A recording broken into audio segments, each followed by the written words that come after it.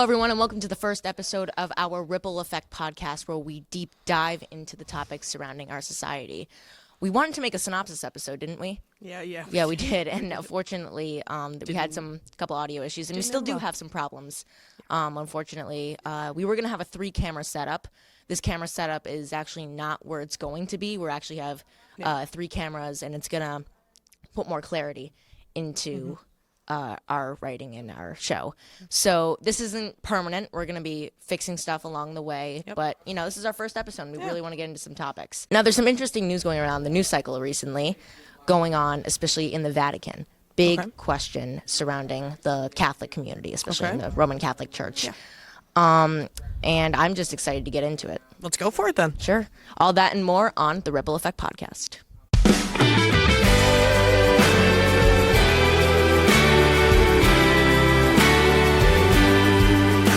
Now, America itself, big Roman Catholic community, even it's a big Christian community. About 63% of Americans are Christian, right?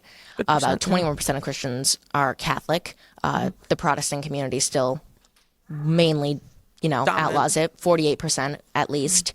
So even though 48% of Protestants, then 21% of Catholics, that's half of Protestants, it's still a big branch in the Christian community. Yeah. About 210 million Americans are just Christian itself. And then, again, huge branch in Christianity. Yeah. Now, throughout the Catholic Church, priests have not been allowed to marry. That's just the simplest way to put it. It's just a given with the position. This has been around for like a long time. I remember when I was a kid, I wanted to be a priest. I was a very religious person growing up, and I still am. I wanted to be a priest, and I remember realizing that priests cannot get married as a kid. Yeah. And even well, technically they are married. It's just a different type of They're married marriage. to the church. They're married to the church. They're married to the church, yes. Yeah. But like the marriage that we think of. The stereotypical. Yeah. When you say marriage, you think of two people in a very committed relationship. Yes. Yeah. So pretty much, I wanted to be a priest when I was a kid. Yeah. And when I realized that I couldn't, I'll be honest with you, I was kind of devastated, because I do think someday I will want to get married. Yeah. But, throughout the years, maybe I'll be a deacon, Maybe I'll be a deacon. We'll do that. Yeah. Many people throughout the years, who have opposed the fact that priests should not be married, they've said that abstaining from marriage further allows the priest to fully connect himself with the church. So people who think that the priest, I probably worded that wrong, but people who said that priests should not get married have said that it allows the priest to fully connect themselves with the church. Yeah, I've heard that too. I've heard that go around the community. It's like how to put it? They said it's a tolerance that you need, not so much a tolerance, but given that you have to do. It's like you're truly devoting yourself. You have to devote yourself. It's fully on your to the mind. life of Christ. And this has been a thing for a long time, like I said before. The prohibition of marriage for priests, as much of a big word that is. It's not so much of a precedent. It's more it's a given rule. It's been on since the 11th century. Let's just say that. That's how big this rule has been. In recent news, this is just going around the news cycle. It hasn't really gone around the American news cycle, but like internationally, it's a very big international story. Well, Christianity is one of the. It's a big religion. It's a huge religion. It's the biggest. It's one of the biggest religions. It's up there. Yes. Yeah. The Archbishop of the Catholic Church from the country of Malta.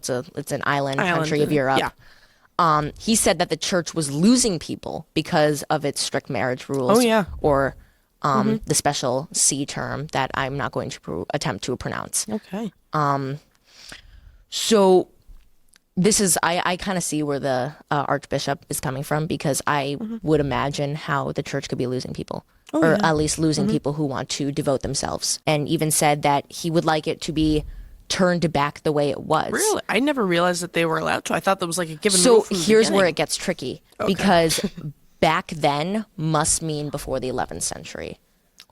Oh. So like, I don't necessarily understand the circumstances of the timeline. And how do we truly know? Yeah.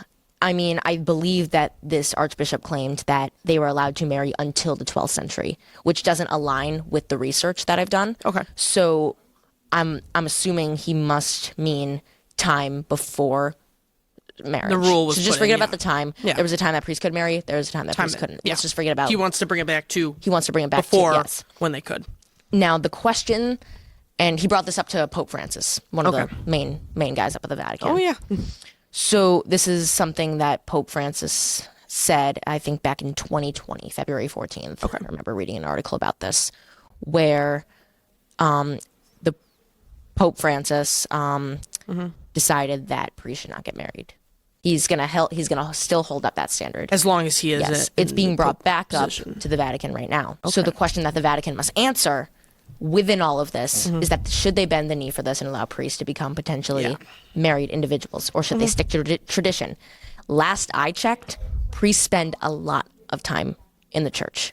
I mean, At least I'm told that priests spend a lot of time in the church. I mean, especially since I'm about to make my confirmation, which is a big part in just Christianity itself. I in guess. my personal church, our pastor actually gets a house, like an apartment, basically that's attached to the church itself. He that's his full-time residency. I can see he that. lives there. Right. So I would say it depends if this were to become a thing. I'm assuming there's got to be independent, like Catholic communities where they would probably allow this. Yeah. Again, it depends on the parish or community. I would have to figure out every single circumstance to figure out if this would be the case. Not just priests or people who want to devote themselves to the church as much as priests do. We're losing the Christian community, said the Archbishop as well. Like, I mentioned earlier in the monologue that about 210 Christians, right? 210 million, excuse me. I believe so. 210 million Christians. That was in 2021. That number's in 2021. They haven't gathered. The latest data that I found was 2021. I'm sure, like, that's because the census was in 2020. The census was in 2020. Correct. In the 2021, that's when they probably released the information. Right. And then, pretty much, where I got that data from the census, it pretty much compared it to the last parts of the census in 2011 or 2010, I think it was. They did the census in 2010, correct? The 2010 census? That was the 2010 census. It wasn't, or was it 2011? What are you referring to? Like the 2020 census, correct? There was, and census happens every 10 years. Every 10 years, yes. Right. 2020. So that means the last census before 2020 was 2010. Yes. Okay. So in the 2010 census, they compared the 2010 census Christian community numbers to the 2020 census numbers. It was big difference. Big decrease. I just Googled this. This is off Wikipedia, and I know that you personally don't like Wikipedia. Well, I mean, it's not that I personally don't like Wikipedia, but it's definitely something that you have to, worth watching, because I you gotta take it with a grain of salt. I mean, anyone can write on Wikipedia, right? You gotta take it with a grain of salt. Right. So according to this quick Google search, estimates that out of the 332 million Americans in the U.S., 63% are Christian, which is 210 million. Right. That's what you got. Yeah, I did So the conversion, that's all that we can find off of just a basic. I imagine if you dig deeper, you could find some different numbers. If you went poking around the Vatican's things, you could maybe find more. But at a quick glance, that's what it looks like. Yeah. So again, we're losing the Christian community. Oh, yeah. So this is the big question. Because of how much society has developed and how much everything has been, we've definitely noticed that, there needs to be changes made. There's been so much opinions on this. I looked up so many opinions on this topic. And there's big people who really much align themselves with the church, not as much as the priests do, but disagree. And there's people, of course, that just say, we should allow priests to get married. And again, this is just a Catholic issue. There's pastors, they can get married. It's just a priest thing. The amount of changes that are going to be made if they allow marriage is going to be incredibly interesting. I could not imagine a priest devoting time. I'm sure, of course, priests will have free time. But I just can't imagine how a priest can devote that much free time to another individual when he's supposed to be fully devoted to the church. He's fully devoted to the church and God. Yeah. and this is actually the first time I've heard of this issue coming up. Not so much of like we're losing the Christian community, but more of priests being allowed to marry. I actually heard it. It was on a social media post from a priest. He had a Instagram account, I believe it was on Instagram.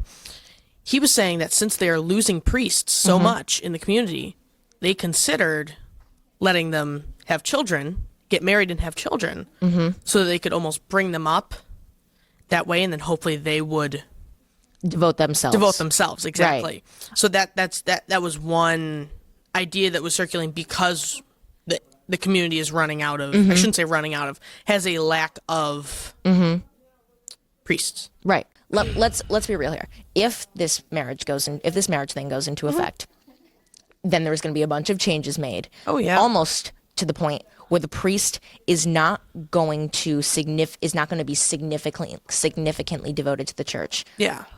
Just take all the factors that make the priest different than a common person who worships. He just becomes a common worshiper. He just has a special role. He's just given the role. It's like in middle school when you say you're dating someone, but you're really not dating someone, and it's just a role. Yeah. You just say the Just a role. title. Just say the title. Take it. So it's I really think that there should be a way for priests to marry if they want to. There are some priests who I think devote themselves fully to the church that they are not able to find another love. So if a priest wants to go ahead and marry, then I guess that'll be fine. But the problem is that we're going to have to find a way. This is my view personally, that we need to find a way for the priests to still devote themselves fully to the church. And I don't know if that's going to be possible. But then you could almost look at some of the other denominations that do allow them and see how that works out. Do they have a higher rate of priests? Do they have a lower rate of priests? Do they have... Well, there's definitely a lower rate right now. No, but I'm saying specifically within those denominations. Are they getting more than people who don't allow them to have? Right. Does that make sense? I guess so. And then also, what was I going to say? See how many leave before, see how many priests leave after being of the priesthoods for so long. Are they staying? Are they leaving? Does that make sense? I guess so. Like leaving the significant devotion that they've already done. No, just all out, like completely. not being a priest anymore. That would be. Exactly. That's what I'm saying. Yeah. Yeah. That you have to look at it from. That just sounds tricky in general. It does. Yeah. It's probably because it is. Right. That's all I have to say about that. Yeah. So when we go ahead and return on the Ripple Effect podcast, Jack will go ahead and be talking about the current state of the Apple Corporation. The big mega company is being sued over some certain parts of their watch. And it's definitely something to do with fitness and health. So stick around.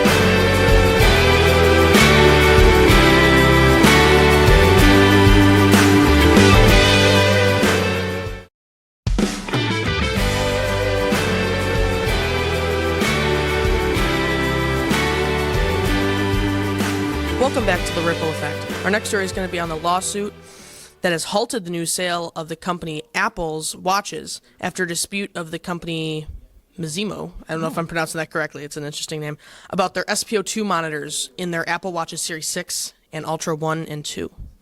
Or Series 6 and above, I should say. So, first off, an SPO2 monitor, also called a pulse oximeter, it measures the amount of oxygen that is attached to your blood. So there's so much, you take in oxygen, goes into your lungs, it saturates into the blood cells, really. It attaches, it goes to the body, and it releases it. The SPO2 monitor sees how much is actually there. You want yours to be around 100 to 97. Anything 97 and below is actually dangerous. So it's a very fine-tuning thing that you need. Because 1 little percent can mean a difference. So, is it that bad?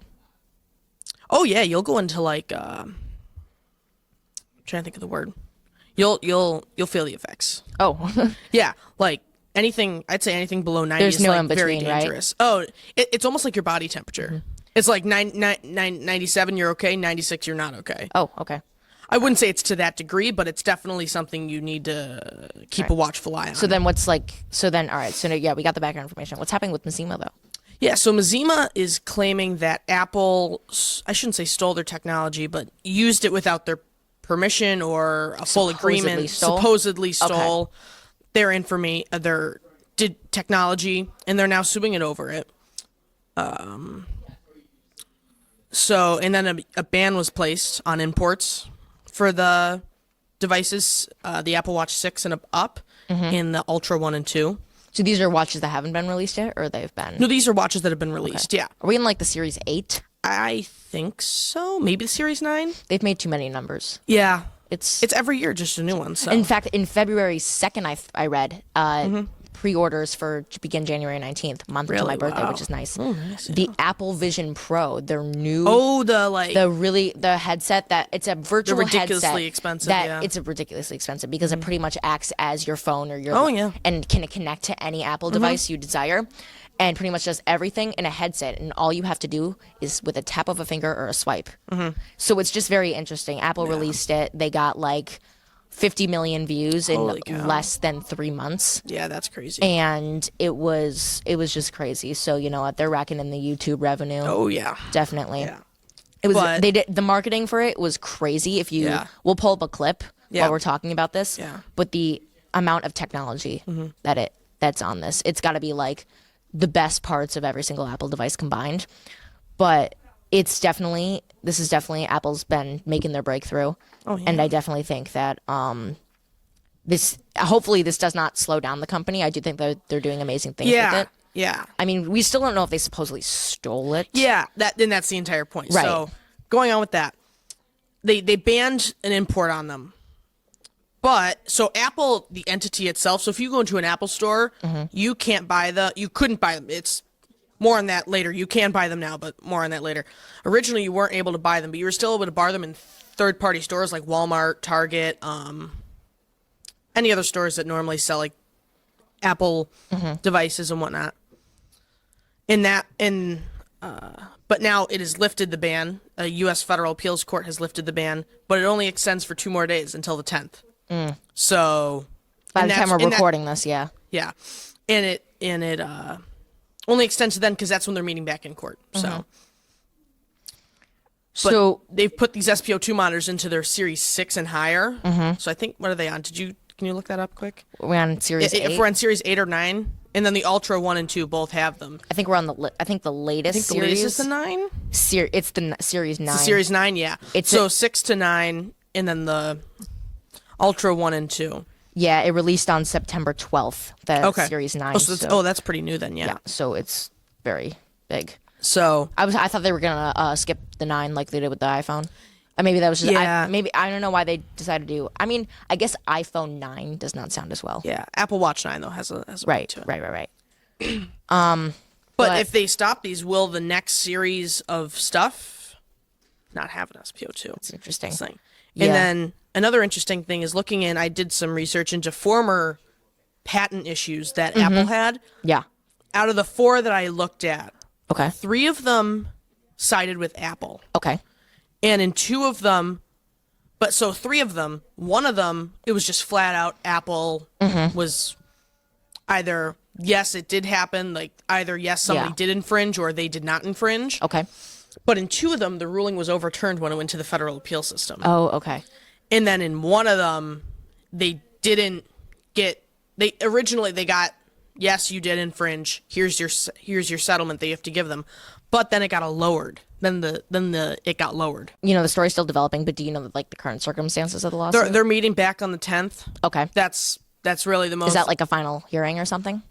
It's just another court date. Another court date? Just another court date. No specifics. Yeah. So as of the day recording, that's 2 days from now. So. Okay. So, I mean, I guess that's interesting. Yeah. I don't know if Massimo, I mean, if it's not out in the light yet that Apple supposedly stole, I mean, I guess we still have to look at court stuff. Supposedly, I mean, and we don't even know, where the court dates are supposed to be, a final hearing or a verdict or whatever, or a settlement or it's I guess it's hard to tell whether or not Massimo will have to actually pay a royalty. No, it's Apple that would have to pay the Well, royalty. yeah, right. Yeah. Excuse me. Get paid. Right, the pay. royalty. They'll have to pay for each unit they sell. I mean, I don't think that It'll probably end up in a settlement. it'll probably end yeah. up somewhere. I mean, I don't think it's the end of the world for this one because I mean, if Apple's still holding on to these monitors, they have to be something special. But I don't know. I'm sure they'll find other options. Yeah. That'll be just as fine. Yeah. I mean, it might not have like all the bells and whistles, but when it comes to It's just one more part in the machine. it's just one more part in the machine. And I'm sure that even though that this is something that will really help people, there's definitely stuff that people will not notice. I mean, like, especially let's go back to the Apple Vision Pro thing that we talked about. The video that we showed earlier, the clips, it was, the video, I watched it and I showed my parents and they were like in awe about how the technology has like technology has evolved so much. The casual parent comment. yeah. But it kind of showed all of the important stuff. I mean, it showed like all the important stuff, and especially with always how they do the Apple Developer Conference, and they show all the main new features that'll come to like iOS 17, iOS 18. Yeah. iOS 17 is awesome, by the way. But it just mainly shows all the bells and whistles, and for something that small, I mean, I'm assuming it's small because I don't think that's. It just doesn't seem to me as something that If will. anybody doesn't have hasn't ever seen an Apple Watch, doesn't know what we're talking about, it's around we'll just say like maybe 1.5 by 1.5 square. Yeah, it's definitely Max 2 inches by 2 It's definitely. inches. I think I would consider Apple Watches to be in the accessory category. Oh, they definitely are. and when you have something like that, there's not going to be a lot of bells and whistles, and that is something definitely that small. but in the industry, Apple does have the bells and whistles. Well, they have the bells and whistles. Everyone does. It's not just Apple. I mean, Apple's definitely has more stuff than the other. Well, there's definitely stuff from other companies that Apple definitely doesn't want to investigate in, or they definitely aren't. I mean, it's just like when Apple invented more than one camera and then Android hopped on the bandwagon. I'm sure there's definitely things from other phones. But then you also think about it, Samsung's on the Z Flip. right. Apple's not going to probably do a flip. No, they won't. That's not something I don't see their brand doing. Each company has its own priorities. I definitely, if it were to pick a certain company or a manufacturing company, that definitely would make something like bring back retro, make it more retro. Android, Samsung, that Google, they definitely have. It's definitely. I just have to say, it's just definitely something that I see them doing because it fits their more retro feel. Apple gives off a more. Have you ever seen the movie The Giver? I'm assuming you have. No. The Giver. It's pretty much set in a very dystopian, utopian society gotcha. where it's very futuristic. There's all this new technology. It's okay. Let me do this better. Ready Player One. Heard of it, never seen Except if you've seen the movie, I'm sure, again, you probably haven't, where society is not terrible, like the buildings and stuff. Yeah. It's It's not like your typical dystopian. right. So pretty much, very very cool. Maybe think of 3D printed houses. Which we do have nowadays. by Yeah, the we way. do. There's actually some projects going on in Germany for that, and we saw videos on Yeah. it. It was really cool. Think about everything's a 3D printed house. Technology has advanced so much, and it's just you really get that plain white feel. That's something I see on Apple every day. Yeah. It's got that really futuristic, and especially with the new Apple Vision Pro. Of course, it's a very futuristic type of feel. No other company has really come out with something. I mean, the Oculus, I guess. But that's not supposed to be like an everyday like. Right. I'm gonna. It's very recreational. time to wake up. Time to put on my Oculus. Like that's. It's very. Yeah, that's the vibe that Apple came off with. You wake up, you put on your headset, and you personalize yourself. You keep going around your. You keep doing it. You pretty much do everything that all the Apple devices can do. You can even connect to those Apple devices and do everything in that headset. Yeah. That's not really what the Oculus is for. I can see what you mean, but like, just the idea of a headset, I guess, is something that I see Apple doing. But yeah, that's pretty much. This is pretty much a very interesting story, and I think that. No, it's not just this story that we really have to talk about. I think all of Apple is very interesting. Yeah. Thank you so much for joining us today on the thanks for Ripple joining Effect podcast. Please join us next episode where we'll most likely be giving updates on either the Warrior issue or possibly be giving more developing story updates. I'm Grady Perrott. I'm Jack Walsh. And goodbye. Bye.